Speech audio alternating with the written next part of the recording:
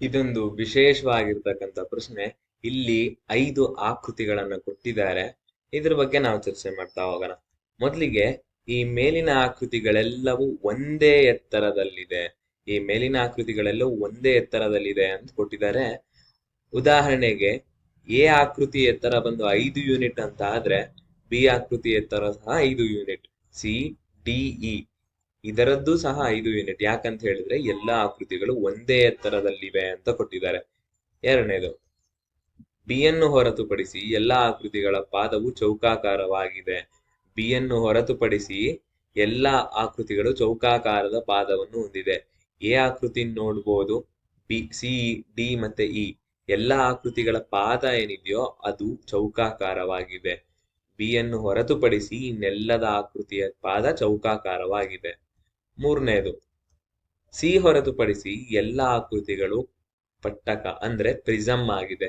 C ಅನ್ನೋದು ಗೋಪುರ, ಇದನ್ನು ಹೊರತುಪಡಿಸಿ ಎಲ್ಲ ಆಕೃತಿಗಳು ಪ್ರಿಸಮ್ಗಳಾಗಿದ್ದಾವೆ.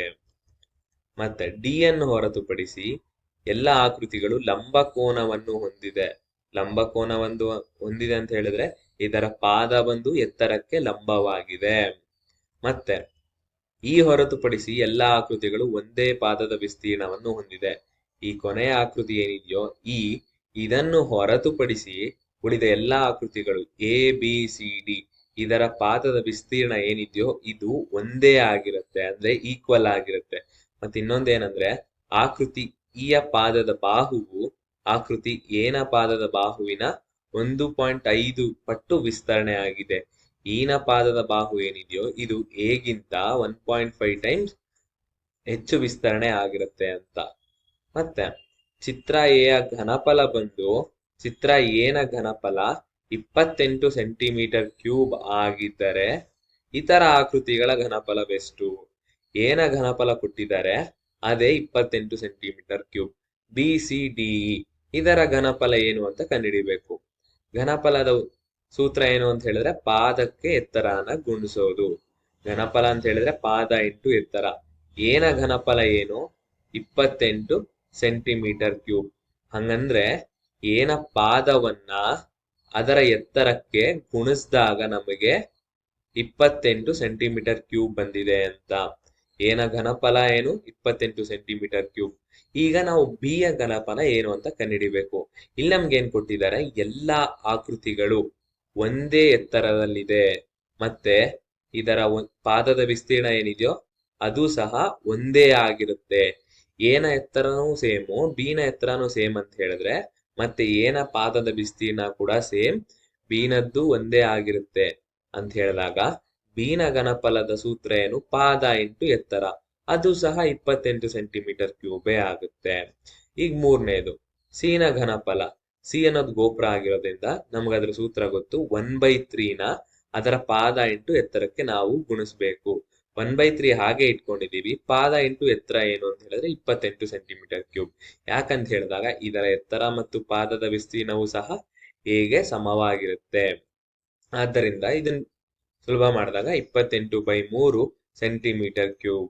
ಅದೇ ರೀತಿ ನಾಲ್ಕನೆಯ ಘನಫಲ ಏನು? ಪಾದ ಇಂಟು ಎತ್ತರ, ಅದು ಸಹ 28 ಸೆಂಟಿಮೀಟರ್ ಕ್ಯೂಬ್. ಯಾಕಂತ ಹೇಳಿದ್ರೆ ಇದರ ಎತ್ತರ ಮತ್ತೆ ಪಾದದ ವಿಸ್ತೀರ್ಣವು ಸಹ ಉಳಿದ ಎಲ್ಲ ಆಕೃತಿಗಳಿಗೆ ಸಮವಾಗಿರುತ್ತೆ. ಈಗ ಐದನೇದೇನು? ಇಲ್ಲಿ ನಾವು ನೋಡ್ಬೋದು ಆಕೃತಿಯ ಪಾದದ ಬಾಹುವು ಆಕೃತಿ ಏನ ಪಾದದ ಬಾಹುವಿಗಿಂತ 1.5 ಪಟ್ಟು ಹೆಚ್ಚು ವಿಸ್ತರಣೆ ಆಗಿದೆ ಅಂತ. ಏನ ಪಾದದ ವಿಸ್ತೀರ್ಣ ಹೇಗೆ ಕಂಡುಹಿಡಿತೀವಿ? ಇವಾಗ ಇದನ್ನ ನಾವು ಎಕ್ಸ್ ಅಂತ ಅನ್ಕೊಳ್ಳೋಣ, ಅದೇ ರೀತಿ ಇದನ್ನು ಎಕ್ಸ್ ಅಂತ ಅನ್ಕೊಳ್ಳೋಣ. ಈಗ ಇದರ ವಿಸ್ತೀರ್ಣ ಹೇಗೆ ಕಂಡುಹಿಡಿತೀವಿ? ಏನ ವಿಸ್ತೀರ್ಣ ಒಂದು ಅದಕ್ಕೊಂದು ಸೂತ್ರ.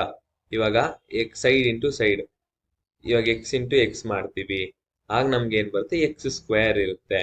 ಈಗ ಈನ ಪಾದದ ಬಾಹು ಏನಾಗುತ್ತೆ? 1.5 ಇಂಟು ಎಕ್ಸ್ ಆಗುತ್ತೆ. ಇದು ಸಹ 1.5x, ಇದು ಸಹ 1.5x. ಈಗ ನಾವೇನ್ ಮಾಡ್ಬೇಕು? ಈನದ ವಿಸ್ತೀರ್ಣ ಕಂಡುಹಿಡಿಬೇಕು ಅಂತ ಹೇಳಿದ್ರೆ 1.5x ಇಂಟು 1.5x ಆಗುತ್ತೆ. ಇದನ್ನ ಬಿಡಿಸಿದಾಗ ನಮಗೆ 2.25x² ಅಂತ ಆಗುತ್ತೆ. ಹಾಗಾಗಿ ನಾವೇನ್ ಮಾಡ್ಬೇಕು ಅಂತ ಹೇಳಿದ್ರೆ ಈನ ಘನಫಲ ಕಂಡುಹಿಡಿಯುವಾಗ ಅದರ ಪಾದ ಏನಿದೆಯೋ ಪಾದ ಇಂಟು ಎತ್ತರಕ್ಕೆ ನಾವು 2.25 ನ ಗುಣಿಸ್ಬೇಕು. ಅಂದ್ರೆ ಈನ ಘನಫಲ ಇಸ್ ಈಕ್ವಲ್ಸ್ ಟು 2.25 ಇಂಟು ಪಾದ ಇಂಟು ಎತ್ತರ.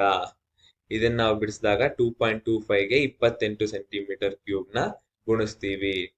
ಮತ್ತೆ 2.25 ಇಂಟು 28 ಏನ್ ಬರುತ್ತೆ? 63 ಸೆಂಟಿಮೀಟರ್ ಕ್ಯೂಬ್.